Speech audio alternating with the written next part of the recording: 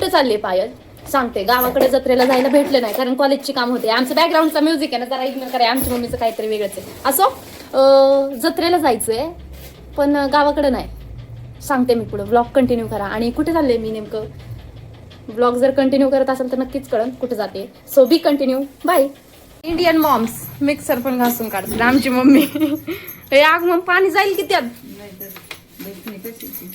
घासण्याचं जाऊ दे, पाण्याखाली धुवून स्वच्छ निघन. डायरेक्ट नळाखाली धर त्याला.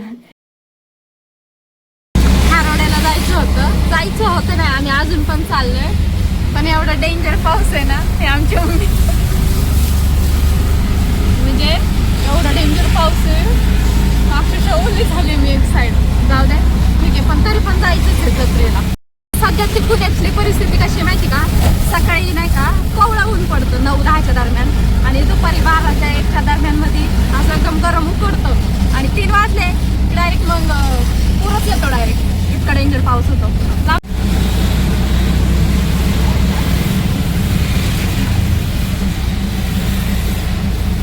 लय डेंजर पाऊस आहे. पाऊस थांबलाय, आम्ही आलो पेढे घ्यायला. स्वीट्स का और अब हम जाएंगे डायरेक्ट खारोडे में. तर आम्ही फायनली लोकेशनवर आलोय आणि देव मिरवायला गेलेत खाली.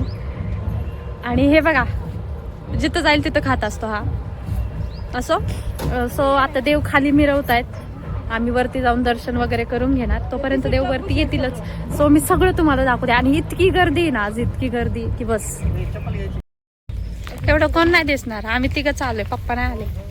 हे आमची मम्मी. खारोड्याच्या जत्रेला गेल्यावर पर्सनली मला तरी असं वाटलं की मी माझ्या गावच्याच जत्रेला गेले. म्हणजे जे आमच्या गावच्या जत्रेला असतं ना, एकदम साधं सिंपल, तेवढं भारी होतं हे. आणि खरंच तुम्ही नक्कीच जाऊन या खारोड्याला. आणि खरंच इतकं भारी वाटतं ना तिथं गेल्यावर. आमचं दर्शन पण भारी झालंय. लास्टच्या मोमेंट आम्ही काहीतरी मिस केल्या, कारण की आम्हाला त्या रस्त्याने यावं लागतं आणि तिथं जास्त कोण नसतं म्हणून आम्ही लवकर निघून गेलो. पण ते मोमेंट खरंच आम्ही मिस केली आहे.